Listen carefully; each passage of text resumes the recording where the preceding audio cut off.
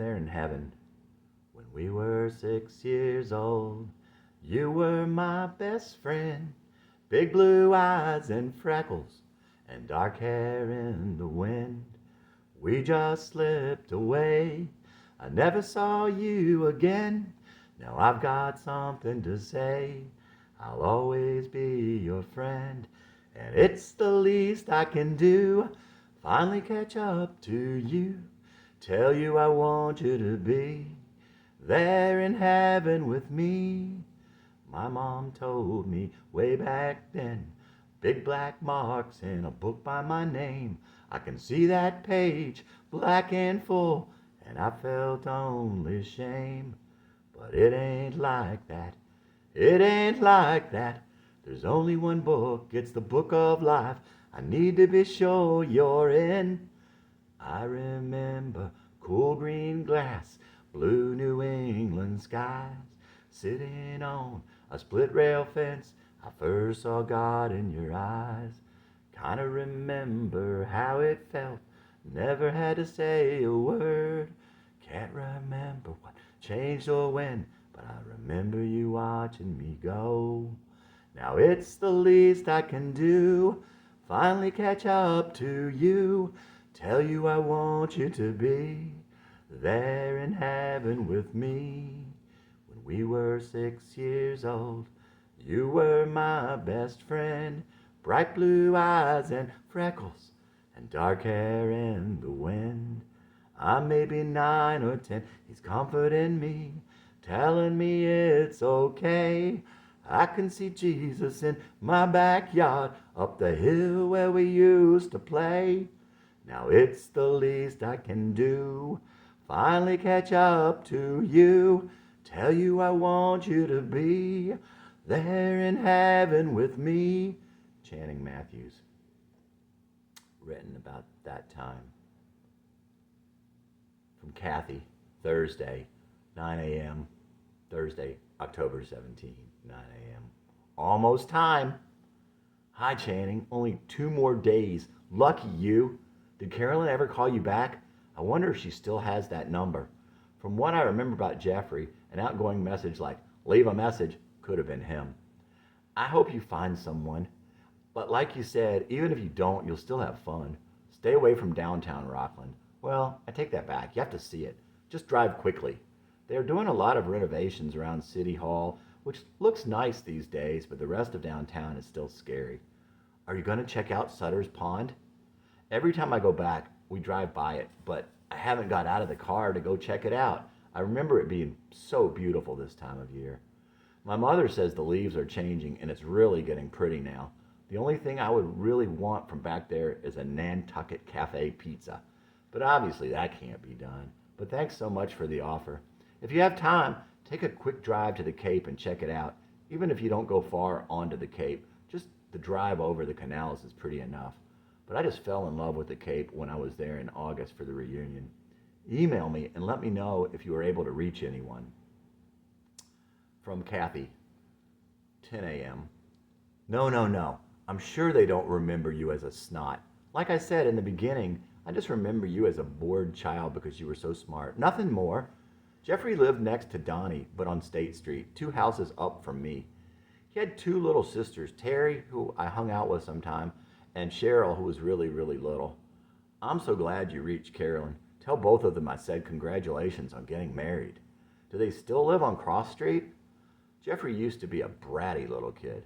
Don't tell him I said that. And yes, he was our age and our grade. He once called my father a bug when my father told him not to hit the car with the sticks anymore. But as he grew up, he turned out to be a nice guy. When I saw him at the 15-year reunion, it was great talking to him. He looked nothing like he did as a kid, but it could have been the facial hair he had at the time. He turned out to be pretty good looking. Carolyn looked exactly the same. Nicolo's is certainly not a dive, but I guess if you live there and go to Nicolo's all the time, it would get old. There's a place I fell in love with and went there 2 to 3 times in July when we went back in Abington called the Ale House on Route 18. The food was delicious. It's a casual place, like a kind of quieter, nicer TGI Fridays. Do you have them near you? The menu is very diverse. I would highly recommend it. I remember Carolyn's father working at the I remember Carolyn's father working at Minuteman Press when I was little. Now that you mention it, now they own one of their own? That's pretty cool. From Kathy, Wednesday, October 18th, 11 a.m. Subject regarding. Thanks again for Carolyn's phone number. I do remember Mr. Edmonds playing the drums too. Actually, my dad and I went to see Elvis with the Edmonds just 2 months before he died. My mom was supposed to go to the concert, but she was sick, so I got to go. It was an unbelievably awesome concert, but he certainly didn't look good. Sounded great though. We had great seats, and the girl right in front of me caught one of the scarves he used to throw out into the audience after he wiped his sweat off his face. I'm sure you're going to have an awesome time while you're back there. I think that would be pretty funny to sneak into Minuteman and just start asking her dumb questions and see if it clicks, see if she remembers you. When I saw her last, she still had the freckles and dark straight hair, although it was short, not quite shoulder length. But that was 5 years ago. It could be down to her waist again. Kathy. There all that time.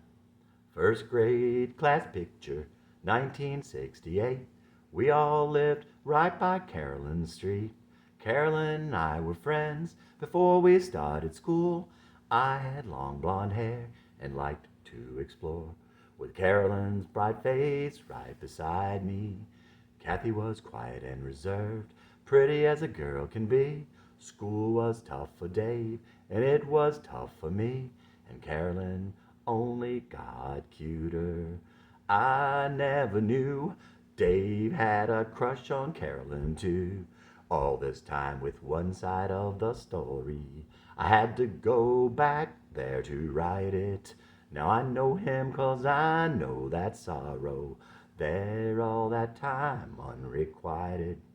Kids, they can be so cruel.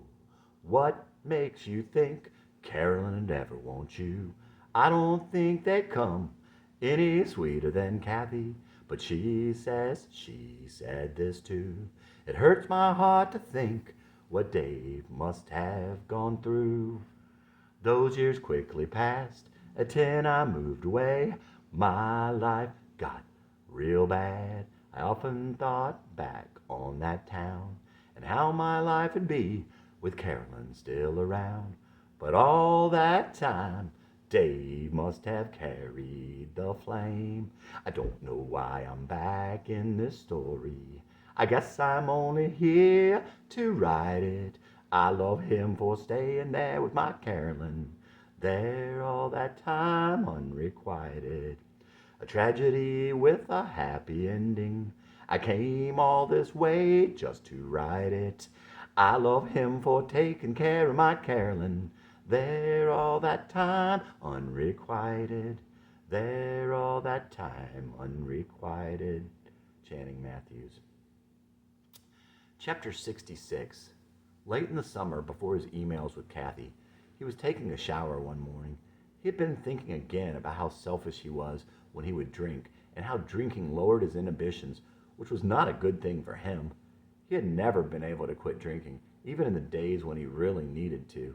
He didn't have as much reason to now, but he knew that he should. God, he prayed, please take this away from me.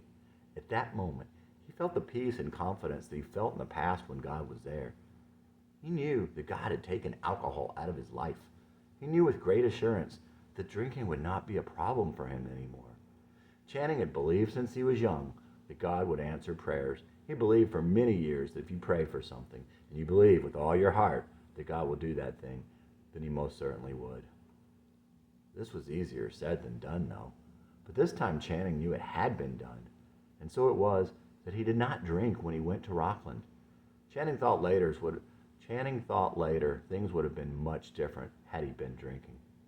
He drove to Nashville International Airport Thursday evening. He had booked a flight to Green Airport in Providence. There was a short layover in Pittsburgh. Channing had a big Mountain Dew and talked with a lady who was on the same flight. She was a young black lady, maybe originally from the Caribbean. She was a single mother from Providence. She said Providence was a very European city. In Providence, he picked up the rental and got on I-95. Green was a 50-minute drive from his hotel in Norwood Center, according to MapQuest. It was a nice, not much traffic, and he could drive fast. He was a late check-in, and there were not many people in the lobby. The people there were very nice. Channing was excited and happy. If he had been drinking, he would have gone down to the bar. But he went up to his room on the top floor. He always had to have the top floor. Channing could not sleep with people walking on top of his head. It would startle the hell out of him when he was dozing. There was a beautiful view of a field with a little orchard of fall trees. Channing was glad he found this place, even if it wasn't that close to Rockland. He was also glad that the leaves were still so pretty there at the end of October. He got up early the next morning. He had slept well and was still excited. It was a completely gorgeous day, exactly as he remembered. Dark blue sky, beautiful sun, clean air. The leaves were beautiful, reds, yellows, oranges. It seemed like a Saturday. The ride over to Rockland was nice. It took maybe 25 minutes. Channing stopped in a convenience store for a Mountain Dew. The guy there was also so nice. People were friendly, just like he remembered. He never bought into that northern people aren't friendly thing. He looked at his MapQuest instructions to try and get to the copycat printing. Seeing Rockland Memorial, he knew he was close, but missed it the first time. Just as well, he needed some time to calm down. When he finally got there, he put on his navy wool blazer, adjusted his sunglasses, and grabbed his CD. As he walked in through the glass front door, he saw a dark-haired young lady talking to a man in the counter. She was pretty chubby and vaguely Mexican-looking, but she could have been Carolyn. How would he know? Well, he would have to assume she might be if he wanted to pull off the ruse. "Can I help you?" "Yes, I would like to have some copies of these made." Channing handed her the CD. "Okay, we can make copies of the artwork." He needed her to commit to being just one of the workers, or to catch out that he was being a little nutty. I need it all copied exactly it is. I need it copied while within the case." He noticed another young lady watching from the back. "I'll need to ask someone," she said nicely, and walked toward the back. She went over and talked to the other young lady in the back. Carolyn looked up at him as the lady from the counter recounted their discussion. Channing knew it was Carolyn. She was thin, maybe 5'7" and 125 pounds. She had long, soft, thick black-brown hair and blue eyes, and freckles. She still looked sweet. "Can I help you?" she asked expectantly. Channing handed her the CD with a smile. The name of the CD was "Wanting to Go Back Home." "Hi, Carolyn," he smiled. "I thought it might be you when you first walked in the door." They would be meeting at her mom's house on Carolyn Street that evening at 6:30. Bridget wanted to go also, so it would be Carolyn and Jeffrey and Bridget and Josh and him. They were going to Nantucket Pizza. Leaving Carolyn, he drove straight to the old neighborhood. As he pulled on Michael Street, he already realized it was an exact match of his memories. Nothing had changed. It did not look smaller. It did not look faded. It did not look run down. It didn't look different. Wow.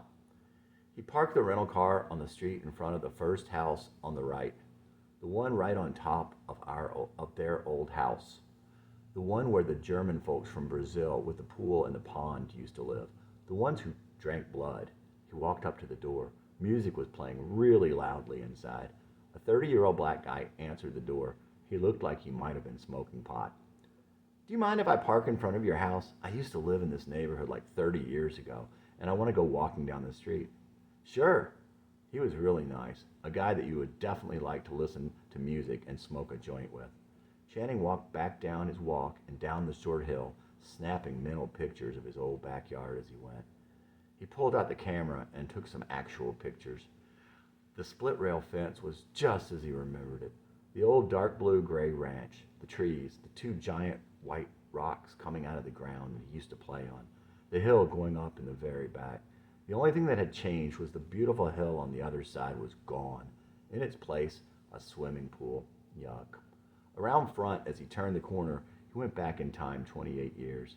The look of all the other houses on the street, the yard, the trees, the road, even the bend in the road by the Flannery's house, it was exactly as it had been in his mind, and just as vibrant.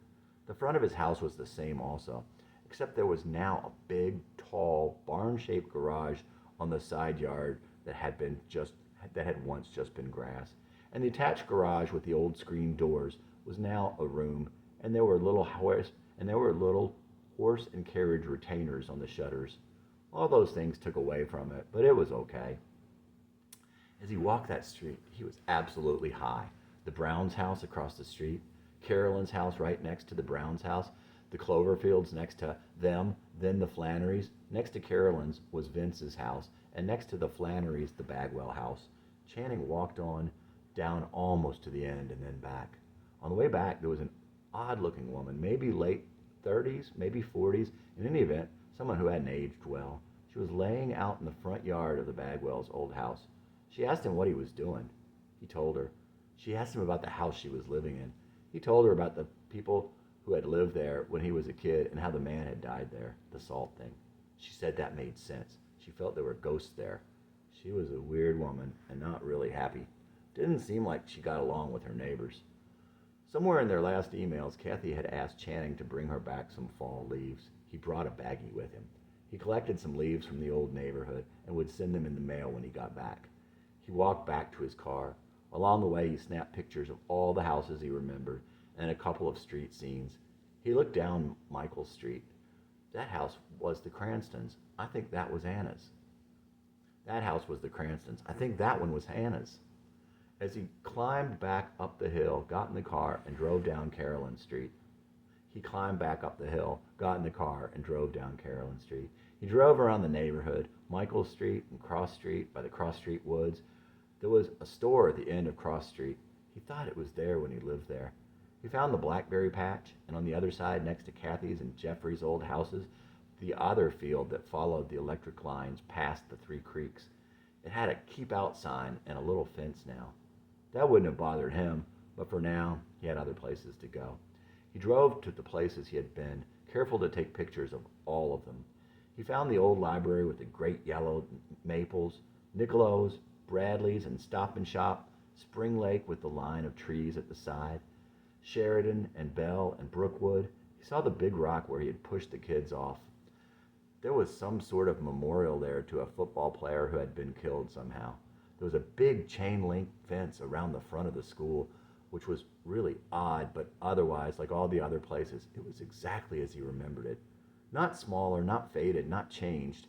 Even the neighborhood going into the school was exactly the same. He drove through Robert Frost Park, absolutely beautiful. It surrounded a series of lakes. Channing got out and sat, walked, thought. He watched the ducks and the other birds and the people who had come to the park. He found Rockland High School. It was truly enormous. 6 gigantic buildings, each exactly like the other, and a 7th building that was different.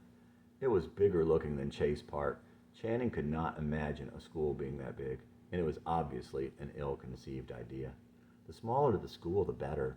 The smaller the school, the smaller the class sizes, the more open it is to parents coming and going, the less it is like a prison.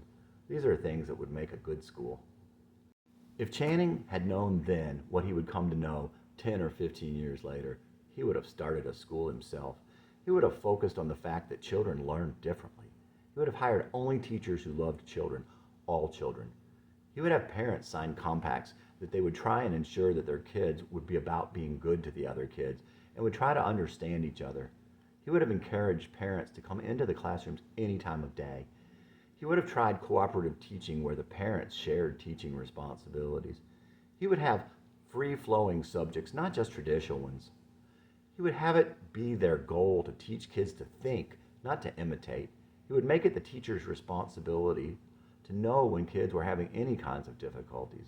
It would also be the school's responsibility and the parents' responsibility. They wouldn't focus on grades. They would focus on learning and progress and love of learning. Sports would be fun. Music and art would be the kinds of music and art that kids love. They would teach Christianity as an elective that the kids could choose to elect to take. Around 4, Channing went back to the hotel for another shower. He took his time getting ready and blow-dried his hair. He definitely looked like Channing. He pulled up to the house on 117 Carolyn Street and parked on the street. Carolyn was already there. Her white Honda CR-V was also parked on the street. He knocked on the open front door, and Cherry answered. He didn't think she had changed much either. She was a nice-looking woman of around 60, with a bright, smiling face. He guessed that's where Carolyn got it from. Cherry hugged him and was obviously happy to see him. The whole time he was there, she treated Channing like the boy he had been long ago. It was a good feeling. Carolyn came in the room. I have to have some pictures. Now get closer, Cherry said. Carolyn and he posed for a couple of pictures. Then they sat down and talked about then and talked about now. Do you have pictures of your family? Cherry asked. Sure. He had an envelope with pictures. David looks just like you did. Look at that blonde hair. He looks so sweet. He is. I'm so lucky to have such wonderful kids. They could have been like me. And I'm so lucky to have a wonderful wife who puts up with the way I am. Rachel's so pretty. You couldn't have been that bad and have such a sweet-looking wife. They told him about Shelley and her 5 kids and about Bridget and her boyfriend. Carolyn and Jeffrey had gotten married the past August. They told him where all the Flannerys were, and Carolyn gave him a piece of paper with all their phone numbers. Bridget arrived and gave him a hug. She had been pretty little when he had lived there. They said bye to Cherry and walked out to the cars. Bridget was in her own car, another CRV. You can ride with me if you want, if you don't mind my driving. Never been a great driver, and it's a crappy rental car. Carolyn said she didn't mind. They got to the bar, and Jeffrey and Josh were already there waiting for them. They sat down in the booth. Bridget glanced at Carolyn and surreptitiously handed Carolyn Channing's CD. She didn't say anything, though. Oh. He thought how they must have thought it was weird and sucked. Later he would come to think that the look and the silence were about there in heaven. The case broke open as she tried to put it in her purse. That happens, he said, and fixed it for her. Carolyn said, the mellow sounds of Channing Matthews. He was kind of embarrassed. He couldn't sing to save his life. Who else is singing on there? Carolyn asked. Oh, it's just me. I double-tracked some of the vocals. Did you think I would get someone else who sings? Did you think I would get someone else who sucks to sing with me? He said mockingly. He hadn't meant to say it like that. Jeez. You don't remember me? Jeffrey asked. Well, not so much. I kind of do. Jeffrey handed him a couple of 8.5 by 11 photos. I highlighted you and me and Carolyn. It was their first grade class picture, the one he had burned. Wow. Jeffrey looked kind of familiar. That's you and me in my backyard. The other picture showed Jeffrey in the foreground, looking at the photographer.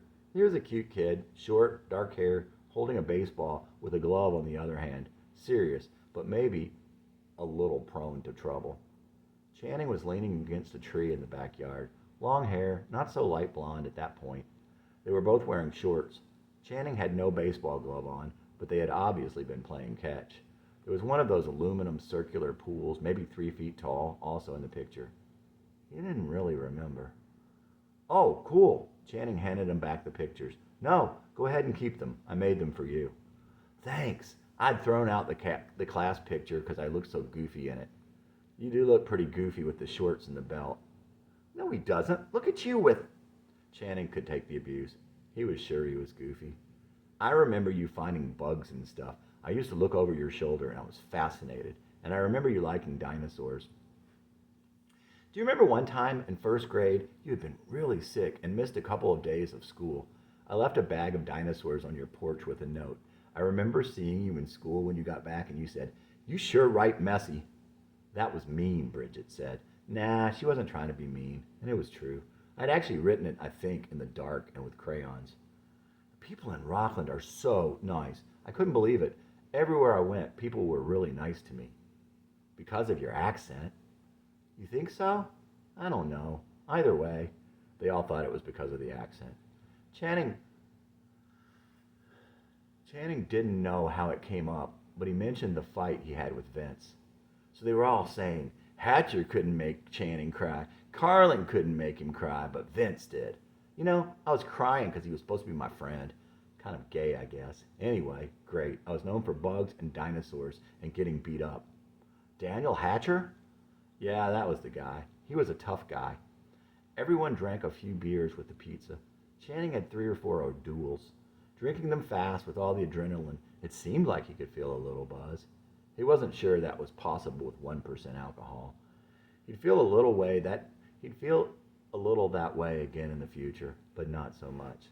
Channing insisted on paying the check and they all thanked him. It's the least I can do. I really appreciate you all coming with me. I wouldn't have seen anyone otherwise. Bridget and Josh were going to go on a leaf drive up through Vermont the next day. Jeffrey had to work, and Carolyn was going to be packing all day. They were moving the day after. He took Carolyn back to her mom's to get her car. Would you be able to go to lunch with me tomorrow? I want to go to Nicolo's. I could go alone, I don't mind, but it would be way better if I got to talk to you again. Okay, meet me at my mom's house at 11:30. Channing drove back to his hotel, watched something on TV, and went to sleep fairly early again.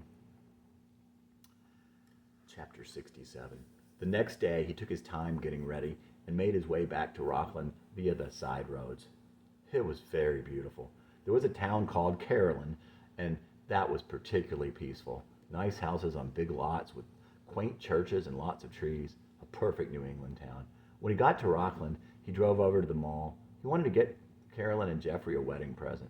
He looked around for a long time and finally decided on a fountain like one they had at home, and he had it gift wrapped. He also got a gift certificate in case they didn't like the fountain. When he got out, he had no idea where he had parked his car or even what entrance he had come in. Same old Channing.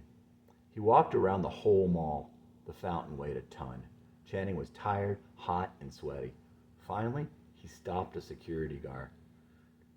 A security car. Trey, embarrassing. But he asked the security guy if he could drive Channing around to find his car, like a poor little old lady. The guy was very nice, maybe in his 50s, a man's man, but if he thought Channing was a goof or a wuss, he didn't show it. He told Channing he was a retired Rockland firefighter. He didn't live in Rockland, though. He lived in a neighboring town. Channing called Rockland a nice town, and the guy corrected him, city. Okay. Thanks to his kindness, Channing finally found the car. Damn rental, they all look alike. When he got to Cherry's, she and Carolyn were across the street at the Flannery's old house, standing in the driveway. The people who lived there were having a garage sale. Well, Carolyn sure is beautiful, he said with intentional ambiguity. She sure is, Jerry replied. I meant the town. With Carolyn, it goes without saying, he laughed back. It's so good you all got together. Somehow Cherry seemed happier about it than Carolyn. She seemed really happy that they were reunited. They walked across the street, and he told Carolyn he had a present for her. She thanked him and said he shouldn't have. Well, since I missed your wedding. She opened it there, even though it would have been fine with him if she had waited. I don't know if you'll like this, so I got you a gift certificate also. I'm sorry it's so heavy. That kind of sucks when you're moving. She assured him she really did like it and didn't mind the weight as she put it in her car. At Nicolo's, the waitress had to be at least in her late 60s. Last time I was here was 20 years ago, Channing told the waitress as she took their orders. I think she was here the last time I was, Channing laughed as the waitress walked away. Carolyn thought that was funny. I've been wanting a pepperoni pizza and a Greek salad, but get up whatever you want. It's on me since you're doing me another favor and blessing me with your presence. Otherwise, I'd be eating alone. That sounds good to me. They talked about their lives and how they came to be where they were. Carolyn said, I started school, but I quit.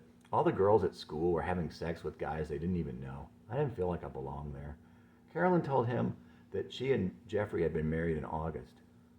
When you said last August, I thought you meant last year. Wow, so it was just a couple months ago? Yep.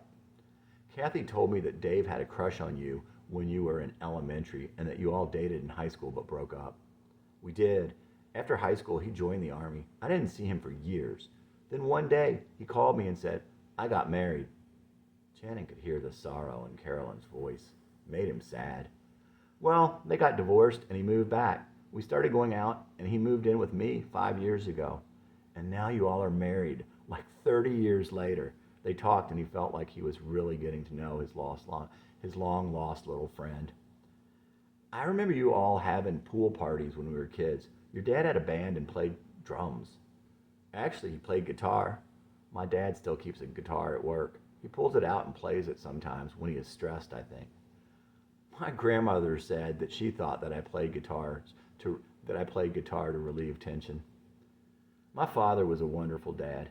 He was the kind who played with all the neighborhood kids. I have such good memories of that. He and my mom just couldn't get along. She told Channing how they were planning on starting their own printing company, aside from Copycat. Later, it would remind him of Mandy and her dad. He brought Carolyn back to her house and walked her to the door. It was weird thinking he wouldn't see her again this trip. Jerry came to the door. "Now give him a hug." Carolyn hesitated, and that bothered him. It felt good holding Carolyn in his arms after all those years, but something just wasn't right. After he left, he drove around a little more. Carolyn said she was packing some things up that afternoon because they were moving to a place in Holbrook the next day. He decided to go to a liquor store to get Carolyn and Jeffrey a bottle of Behringer White Zinfandel for their move. He didn't have anything else to do. He went back up to the door and rang. When Carolyn opened the door, he quickly handed it to her. "This is for you and Dave for moving. Might make it a little better. I hope you like this kind. It's Rachel's favorite." Carolyn thanked him and said she did like the Behringer. "Anyway, I don't want to take up any more of your time. You take care. It was great seeing you." And with that, he headed back to the car and out of town. He decided to drive to Boston just to see it before he left the next morning. On the way, he saw Braintree and the shopping center they used to go to and Jordan Marsh. A cool song played, something about a dime for the phone. Never heard it again. Must have been a local or regional hit. He saw the Big Dig and took a couple pictures of Boston while being stuck on a huge long overpass. He got past Boston on I-95 and decided to get off. Once he was off the interstate, he decided to take a non-interstate road back. He got lost somewhere on the way back, but it was a nice lost. It was another beautiful night. He pulled into a little park, got out of the car, and peed. When he got back to the hotel, he set the alarm for 4:45 and called the desk for a 5 a.m. wake-up call. He slept okay, but woke up somewhere between 3:30 and 4, and he was wide awake when the alarm went off. He quickly showered and got ready and was able to drive 80 all the way to Providence. Never again. Dave left Carolyn and that story. He'd have to go back there to write it. She knows him 'cause she knows that sorrow. Left there all that time unrequited. 1 year he came back and he called her just to say he'd gotten married. When she told me I could hear her sorrow. She'd lost him again unrequited. 30 years have passed in this story. Dave and Carolyn finally married. This tragedy has a happy ending. They'll never be again unrequited. Never again unrequited. Never again unrequited. Channing Matthews. From Kathy Coulter, Tuesday, October 23rd, 10 a.m. Thanks for the feedback. That is so funny. You told him the stick story and that I thought he was good looking now? I bet he laughed. I hope he does send me that first grade picture. I would love to see it.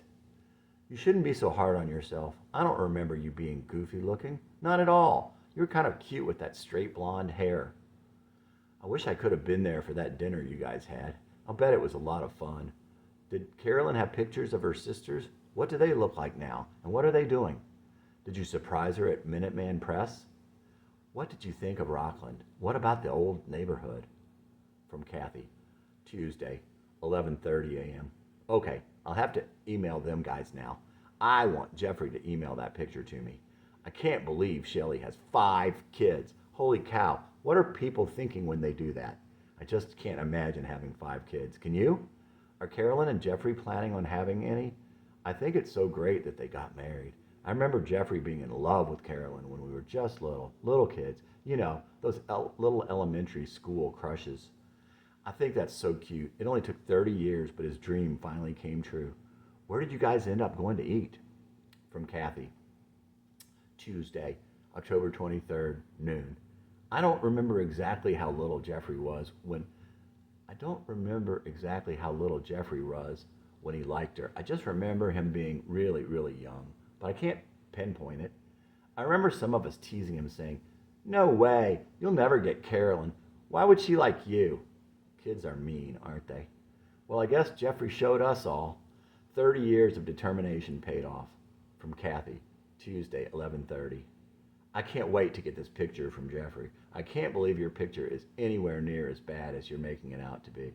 Like I said, I remember you being a cute kid with the long, straight blonde hair.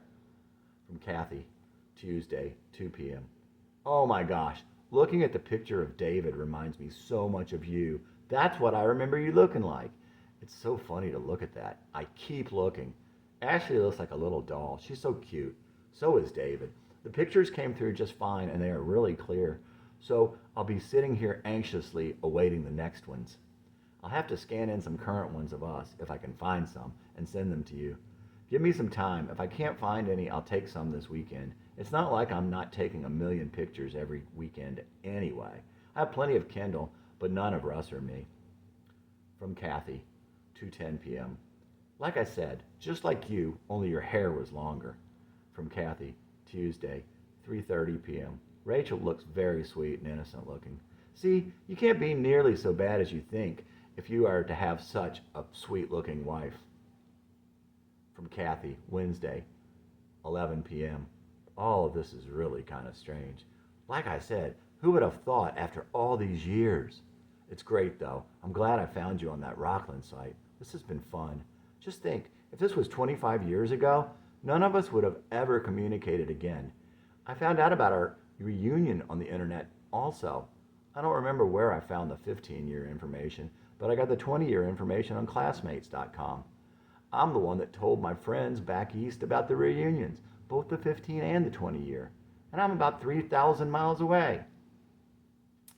Chapter 68. That last night in the hotel, Channing wrote Carolyn a letter. He wrote more on the airplane. Something was wrong with him. Channing was shook up by the trip. It was a great trip, but something just didn't seem right. He wrote that he was upset that she hesitated to give him a hug. He wrote that she didn't look like he remembered her. What he really meant was that he could sometimes feel the connection and sometimes not. Obviously, no one would look much like they did at 10.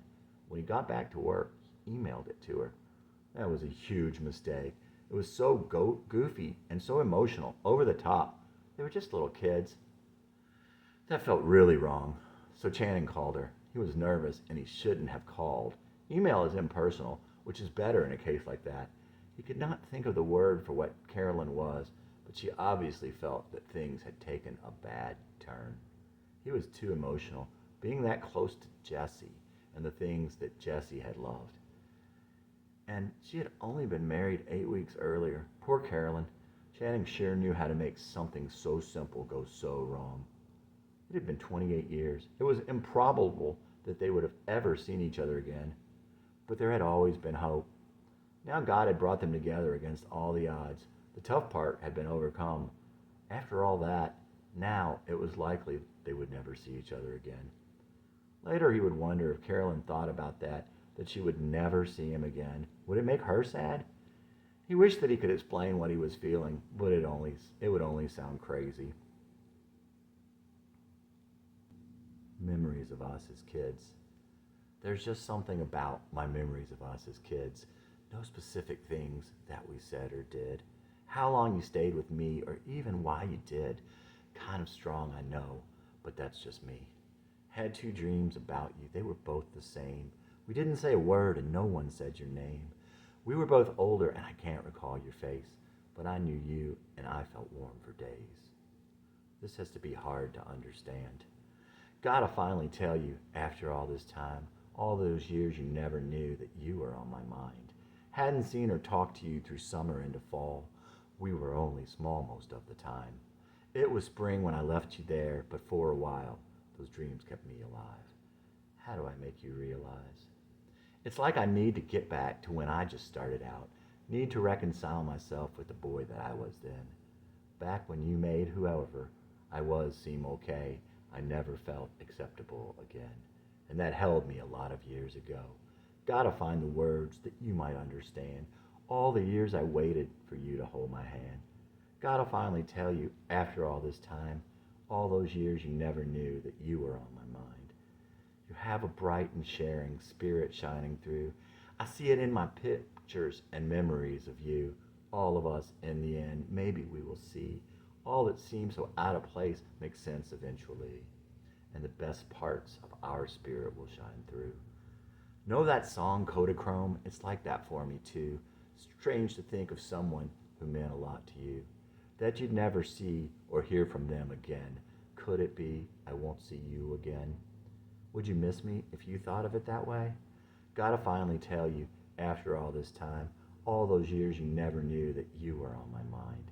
Gotta find the words that you might understand, all the years I waited for you to hold my hand. Gotta finally tell you, after all this time, all those years you never knew that you were on my mind. Channing Matthews. But that was the least of his problems. Before he left on the trip, things were strained at home, and it wasn't a lot better when he got back. My poor long-suffering angel, Channing thought. Fortunately, that next weekend, he and Rachel got to go out on a date. You never mentioned her before, and now it's like you all are soulmates. I didn't marry Carolyn. He didn't know if she had seen or heard the lyrics to There in Heaven, if she had seen the lyrics to Never Again, or if she had found the letter he had written. He hoped and suspected it was There in Heaven, but certainly wasn't going to ask. He had played and recorded that song a couple days before he went on the trip, and probably left the handheld recorder and maybe the lyrics lying around the house. I'm an artist in the sense that I get very in touch with emotions that aren't all of me. I guess to some extent, my feelings get very exaggerated at times, overstated, especially when it gets on paper. And it was all very emotional for me. That was such a good time in my life, and after I left, it got so bad.